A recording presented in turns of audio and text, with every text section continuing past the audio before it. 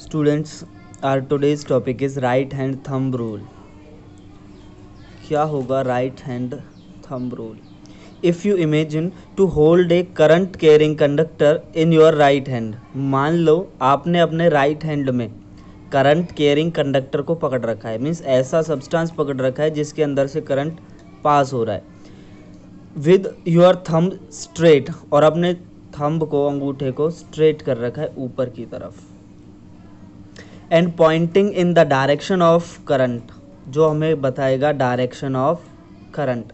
The direction of curl of fingers represents the direction of magnetic field.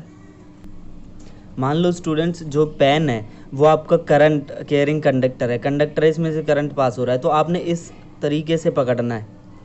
तो जो आपका thumb होगा वो रिप्रेजेंट करेगा करंट को, कि करंट किस डायरेक्शन में जा रहा है, और जो आपकी फिंगर्स हैं वो रिप्रेजेंट करेंगी मैग्नेटिक फील्ड को.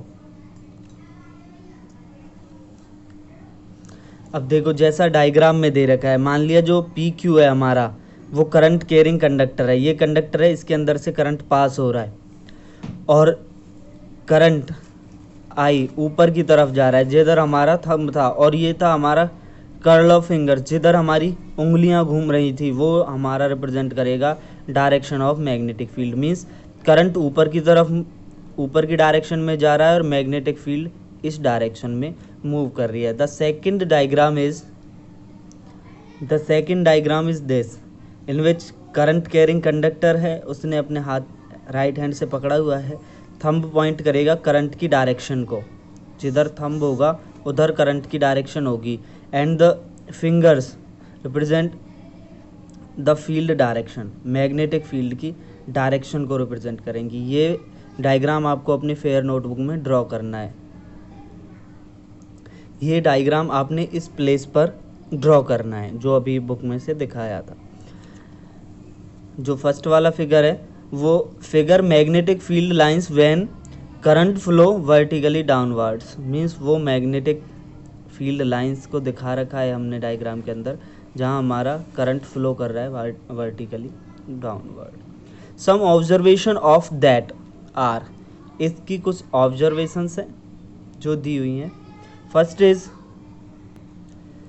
The strength of magnetic field B, magnetic field की जो स्ट्रेंथ होगी, जो उसकी पावर होगी, at a point increase the magnitude of current. Means magnetic field की स्ट्रेंथ, मैग्नेटिक फील्ड जो कि बी है, डायरेक्टली प्रोपोर्शनल होगा करंट के. जितना ज़्यादा करंट होगा उतनी ही ज़्यादा मैग्नेटिक फील्ड की स्ट्रेंथ होगी. Second point is the strength of magnetic field be decrease with increase in distance. Means जितनी डिस्टेंस आप बढ़ा दोगे, जितनी डिस्टेंस को इंक्रीज करोगे स्ट्रेंथ डिक्रीज होगी, और डिस्टेंस को डिक्रीज करोगे तो स्ट्रेंथ इंक्रीज होगी. फर्स्ट है magnetic field be directly proportional है करंट के, कि जितना ज़्यादा करंट होगा उतनी स्ट्रॉन्ग मैग्नेटिक फील्ड होगी, जितना कम करंट होगा उतनी वीक मैग्नेटिक फील्ड होगी. Second is distance, the strength of magnetic field be decrease with increase in distance. तो जितना डिस्टेंस को बढ़ा दोगे, जितना दूर रखोगे, उतना स्ट्रेंथ मैग्नेटिक फील्ड की वीक होगी, और जितना उसको नज़दीक रखोगे उतना ज़्यादा स्ट्रेंथ होगी मैग्नेटिक फील्ड की. कंबाइनिंग द टू, अब हमारे पास जो दो इक्वेशंस हैं, be directly proportional I and be directly proportional 1/r, combine करेंगे दोनों को, be directly proportional I/r. The SI unit of strength of magnetic field is Tesla. SI unit क्या होगी? टेस्ला, TESLA, टेस्ला रिप्रेजेंट करेंगे T के साथ. The next topic is electromagnet. क्या होते हैं electromagnets? A long tightly wound coil of metallic wire containing soft iron in its core is called an electromagnet.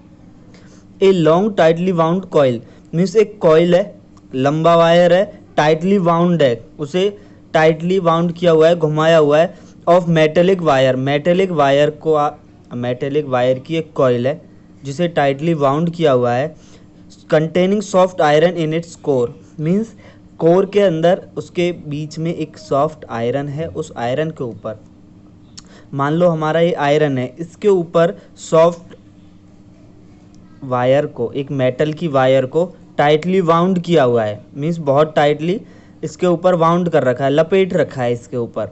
तो उसके कोर के अंदर, जो कोर होगा बीच वाला हिस्सा, जो ये पेन है, मान लो ये आयरन की कोर है, इसके ऊपर वाउंड किया हुआ है टाइटली मेटेलिक वायर को, और उसे बोलेंगे electromagnet. The magnetic field of an electromagnet depends of, magnetic field electromagnet की डिपेंड करेगी द मैग्नीट्यूड ऑफ करंट, जो हमने पहले पढ़ा था।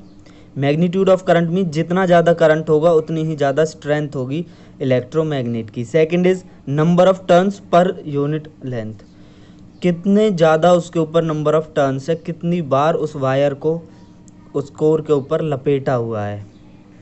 Next topic is uses of electromagnets, electromagnets के क्या क्या यूज़ होते हैं, क्या क्या फ़ायदे हैं। For electrical device such as electric trains, means electrical devices के लिए इसे यूज़ किया जाता है, जैसे कि इलेक्ट्रिक ट्रेन्स, जो बिजली से चलने वाली ट्रेन है, उनमें इलेक्ट्रोमैग्नेट्स का यूज़ किया जाता है। Second is for moving big objects of iron from one place to another place, iron के, लोहे के बड़े ऑब्जेक्ट्स को एक जगह से दूसरी जगह ले जाने में इलेक्ट्रोमैग्नेट, मैग्नेट ही होती हैं, चुंबक होती है, जो आयरन के बड़े बड़े ऑब्जेक्ट्स को एक जगह से दूसरी जगह पे ले जाने में यूज़ होती है। Third is for removing small iron splinter from an eye of a patient, अगर किसी पेशेंट की आँख में बहुत छोटा टुकड़ा चला जाए लोहे का, तो उसे हम इलेक्ट्रोमैग्नेट की हेल्प से निकालते हैं। तो स्टूडेंट्स, अगर कुछ समझ में नहीं आया है तो आप मेरे से पूछ लेना।